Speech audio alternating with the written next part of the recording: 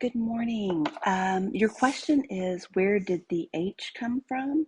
I think we're looking at this step down to this step.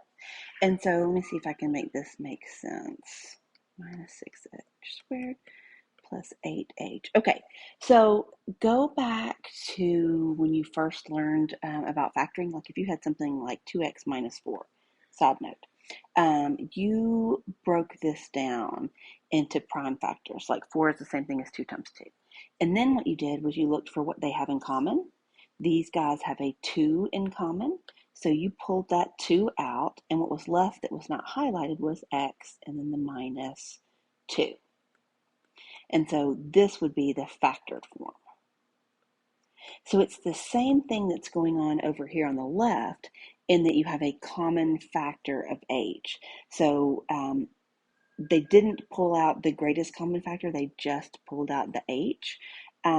So I'm just going to rewrite this minus 6 times h plus 8 times h, just so we can see what they have in common in terms of where that h came from.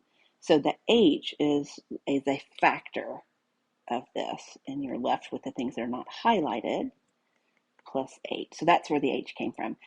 Another way to look at it, if that doesn't make a whole lot of sense, is to take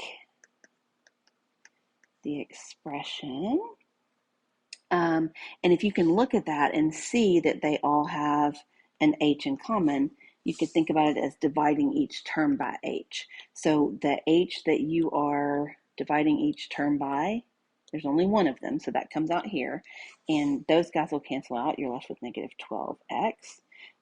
H times h is h squared, so I'm just going to rewrite that. 1h and 1h there are canceling out, so that's minus 6h, and then plus your 8. So you can think about it like that too. I hope that helps. If not, let me know.